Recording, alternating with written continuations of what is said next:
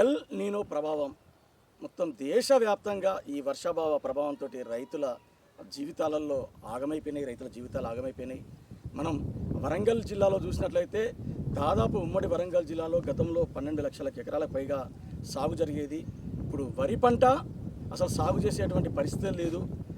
June జూలైలో వరి నారు పోవాల్సినటువంటి పరిస్థితి నుండి పత్తి సాగు చేయాల్సినటువంటి పరిస్థితి నుండి ఇవాళ లక్షల ఎకరాలలో విత్తనాలు వేసి ఆగమైన రైతులు ఉన్నారు. అదేవిధంగా కూరగాయలు సాగు చేసుకుందామంటే కూడా అటు చెరువులలో నీళ్ళు లేవు, బావిలలో 2-3 గంటలు వచ్చేటువంటి నీటి వసతులు కూడా 10 నిమిషాలు 15 నిమిషాల కంటే ఎక్కువ రాకపోవడంతో రైతులు ఆందోళన చెందుతున్నారు. మనం ఇక్కడ పరకాల డివిజన్లోని వరంగల్ హన్మకొండ జిల్లా పరకాల డివిజన్లో ఉన్నటువంటి పెద్దకూడపాక గ్రామంలోని రైతులతో మాట్లాడే ప్రయత్నం చేస్తున్నాం. చెప్పండి, నిజంగా ఇప్పుడున్నటువంటి వాతావరణ పరిస్థితులలో మీకు ఏమనిపిస్తుంది? అసలు ఎలాంటి పంటలు మీరు సాగు చేసేది, ఇప్పుడు ఏమనిపిస్తుంది? ఇంతకుముందు పత్తి సాగు చేసేది, పత్తి ఇంతవరకు ఇది కాలేదు. కూరగాయలు పెడితే కూడా రేట్ లేదు. కూరగాయలు కూడా వాటర్ లేకనైతే 2 గంటలు వాటర్ వెళ్ళేది, 10 నిమిషాలు కూడా వాటర్ వెళ్ళడం లేదు. దానివల్ల చాలా నష్టమైన పనులు ఉన్నాయి సార్. ఏం చేస్తట్లేదు పని. అంటే ముందస్తు వర్షాలు రానప్పుడు వ్యవసాయ అధికారులు మీకు ఏమైనా చెప్పిలా ఎలాంటి జాగ్రత్తలు తీసుకోవాలి, ఎల్ నీలో ప్రభావం ఉందని ఒకవైపు తెలంగాణ రాష్ట్ర అధికారులు కావచ్చు, దేశవ్యాప్తంగా కూడా చెప్తున్నారు. అంటే వర్షాలు తక్కువ పడతాయి. ఇలాంటి సమయంలో మీకు ఎలాంటి సూచనలు చేసిన వాళ్ళు?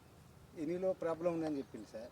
దానివల్ల మేము పంటలు కూడా తక్కువ వేసినాం. అసలు వర్షాకాలంలో ఇప్పుడు వడ్లు కూడా అలకలేదు సార్. మేము వడ్లు లేదు, నారు లేదు, ఏం పంటలు లేకుండా ఖాళీగానే ఉన్నాం సార్. ఇప్పుడు కూరగాయలు కూడా ఏం లేదు, పంట వస్తలేదు. ఏది చేసినా ఏం లాభం లేదు. పత్తి చెల్లెల నీళ్ళు కూడా లేవు సార్. అసలు ఎక్కడ లేవు. అర్ధ గంటలు కూడా వెళ్తలేవు వాటర్. 4 గంటలు లేదు బావిలో. ఖాళీగా ఉన్నాం సార్. ఏం చేసే పరిస్థితి అంతా ఘోరంగా ఉన్నది పరిస్థితి అంతా. ఇప్పుడు కూరగాయలు సాగు చేస్తున్నారు, ఇన్కమ్ ఎట్లుంది? ఇన్కమ్ ఇంతకుముందు 1000-1200 వచ్చేది, ఇవాళ ఒక 350 వచ్చినాయి. అదే అంత సేమ్ అమ్మతే. పెట్టుబడి ఎంత అవుతుంది? పెట్టుబడి 1000 అవుతుంది సార్. ఏ మందు కొట్టినా 1000 1000 రూపాయలు ఏ మందు వస్తలేదు. అది కొడితే 300 వస్తాయి. కూరగాయలు తీసుకోపోతే మార్కెట్లో కూడా గిట్టుబాటు ధర వస్తలేదు. ఇన్నేళ్ళ వ్యవసాయంలో అంటే మీరు ఇన్నేళ్ళ నుంచి సాగు చేస్తారు. ఇన్నేళ్ళ వ్యవసాయంలో ఈ పంటల పరిస్థితి మీద మీకు చాలా కష్టం సార్. పంటలు అయితే ఏది లేదు సార్. ఇన్నేళ్ళు బాగుండేది సార్. వర్షాకాలం బాగుండేది, అన్ని బాగుండేది, పత్తులు మంచిగా వచ్చేది. ఈసారి కూరగాయలు కూడా పండడానికి నీళ్ళు లేవు సార్. ఓకే, అంటే మనం ఇంకొకటి చూస్తాం. ఇక్కడ MBA పూర్తయినటువంటి, అంటే అటు ఉద్యోగాలు రాక ఇటు ఏది లేక గ్రామీణ ప్రాంతంలో తన వ్యవసాయ పనులను చేయడానికి వచ్చినటువంటి ఒక నిరుద్యోగ యువకుడు మనకు ఉన్నాడు. తన పంట పొలాల్లో పనిచేస్తున్నాడు. చెప్పండి, అంటే మీరు ఈ పంటలు సాగు చేయడానికి MBA ఎక్కడ చేశారు, మీ పేరేంటి, అసలు మీరు ఎందుకు వ్యవసాయం సాగు చేస్తున్నారు? వాగ్దేవి కాలేజ్ నేను MBA చేస్తున్నాను. MBA second year. ఈసారి కష్టమే ఉన్నది, వర్షాలు లేక. చెట్లు ఇంత ఎత్తే అయ్యేది వరకు, ఇప్పుడు చిన్నగా ఇంతే ఉన్నాయి. వర్షాలు పడక చాలా ఇబ్బంది ఉంది. ఓకే, అంటే ఏదైనా ఉద్యోగాల కోసం ట్రై చేశారా, వ్యవసాయమే చేయాలనుకుంటున్నారా? ఉద్యోగాలకు ట్రై చేస్తున్నా కానీ లేదు, నోటిఫికేషన్ పడతలేదు. ఓకే, వస్తలేదు, జాబులు లేవు బయట. అందుకే మీకు మొత్తం వ్యవసాయ పనులు వచ్చా? అంటే చిన్న పనులు, వ్యవసాయ పనులు వచ్చా? ఓకే, ఎలాంటి పంటలు సాగు చేసేది, వాటి మీద మీకు ఉన్నటువంటి అవగాహన ఏంటి? వరి వేసేది.